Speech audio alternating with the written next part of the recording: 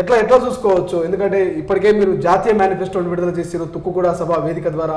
So జనాల్లోకి వెళ్తున్నటువంటి తరుణం ఇంకొన్ని అంశాలు, రాష్ట్రంలో ఉన్నటువంటి కొన్ని అంశాలని కూడా జాతీయ మేనిఫెస్టోలో పొందుపరిచినట్టు తెలుస్తోంది. ఇవాళ రేపు మీరు ముఖ్యమంత్రి చేతుల మీదుగా మేనిఫెస్టోని విడుదల చేయబోతున్నటువంటి మాట మేము విన్నాం. ఎట్లా ఉండబోతుంది?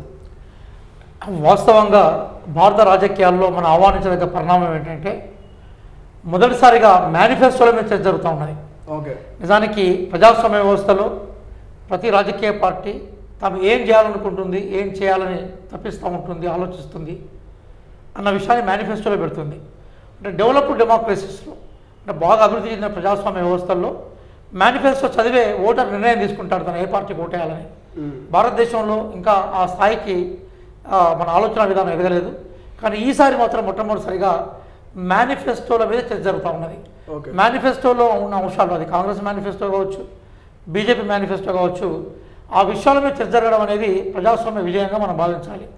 ఈ కల్చర్, అంటే ఈ పొలిటికల్ కల్చర్ ఇంకా పెరగాలని కూడా మనం కోరుకోవాలి. మనం ప్రధానంగా ఇక తెలంగాణ విషయానికి వచ్చినప్పుడు, భారతదేశానికి విషయానికి వచ్చినప్పుడు మనకి ఈ న్యాయపత్ర అని ఇప్పుడు నా చేతిలో ఏదైతే ఉందో, ఇది కేంద్రంలో చిదంబరం గారి ఆధ్వర్యంలో 5 న్యాయ్ అంటే 5 న్యాయాలు, 25 గ్యారంటీ 25 గ్యారంటీల దాంతో ఒక ఇంగ్లీష్లో, హిందీలో మేనిఫెస్టో రిలీజ్ అయింది. దాని యొక్క తెలుగు తర్జుమా ఇది.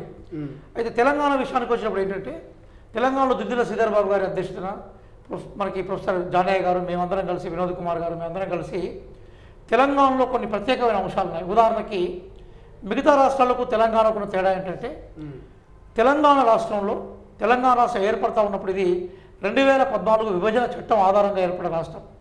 ఆ విభజన చట్టంలో కొన్ని హామీలను అప్పుడు కేంద్రంలో ఉన్న యూపీఏ 2 ఇచ్చింది. వాటిని మేము ప్రత్యేకంగా మళ్ళీ పొందుపరిచాం.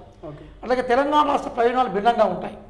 అలాగే ఒకవేళ ఇండియా అధికారంలోకి వస్తే తెలంగాణకి ఏం చేస్తారనే విషయం మీద కూడా ప్రజలు అడుగుతూ ఉంటారు. ఎందుకంటే కేంద్రంలో లోక్సభ ఎన్నికలు కాబట్టి. కాబట్టి తెలంగాణ రాష్ట్ర అభివృద్ధి కోసం ఇండియా అధికారంలోకి వస్తే ఏం చేయబోతుందనే విషయాన్ని మేము కొన్ని సూచనల రూపంలో కేంద్ర మేనిఫెస్టో అనుమతితోటి ఇక్కడ శ్రీధర్ బాబు గారి ఆధ్వర్యంలో మేము రూపొందించాము. ఆ పత్రం సీఎం రేవంత్ రెడ్డి గారు రిలీజ్ చేయబోతూ ఉన్నారు. అంటే ఒకవైపు ఈ న్యాయపత్రం ఉనికిలో ఉంటుంది.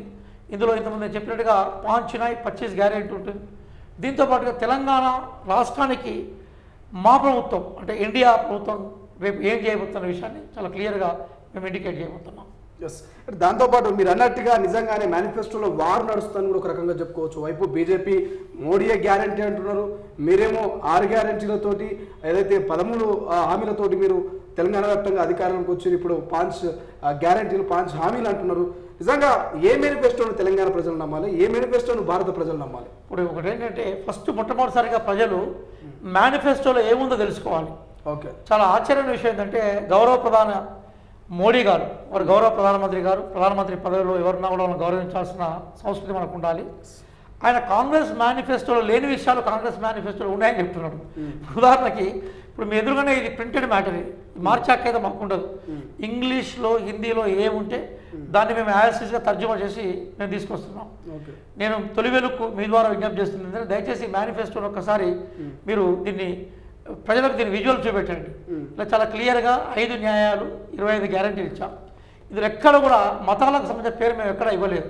కానీ ప్రధానంగా బీజేపీ పార్టీ రాష్ట్ర అధ్యక్షుడు కిషన్ రెడ్డి కూడా అంటున్నారు, ముస్లిం రిజర్వేషన్ బరాబర్ ఎత్తేస్తాం అంటున్నారు. ఎట్లా చూస్తారు? ఒక ముస్లిం సోదరుగా మీరు ఎట్లా చూస్తారు? ఇప్పుడు నేను భారతీయుని, ఫస్ట్ భారతీయుడిగానే చూస్తాను. నేను కాంగ్రెస్ పార్టీ కోణంలో భారతీయుడిగానే మేనిఫెస్టోల మీద నేను అభిప్రాయం వ్యక్తం చేస్తున్నాను. కేంద్ర మంత్రి కిషన్ రెడ్డి గారికి కనీసం రాజకీయ పరిజ్ఞానం లేదన్న విషయం అర్థమవుతూ ఉన్నది.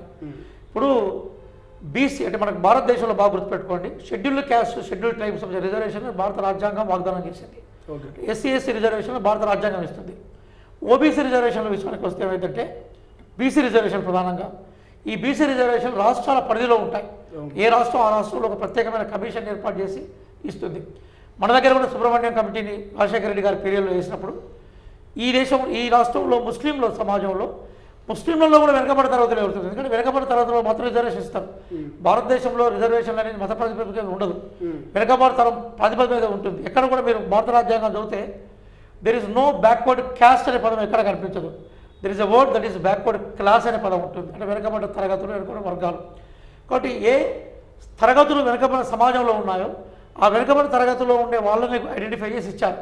కాబట్టి ముస్లిం సమాజంగా మనం చూసే ఒక సమాజంలో అనేక వెనుకబడ్డ వర్గాలు ఉన్నాయి.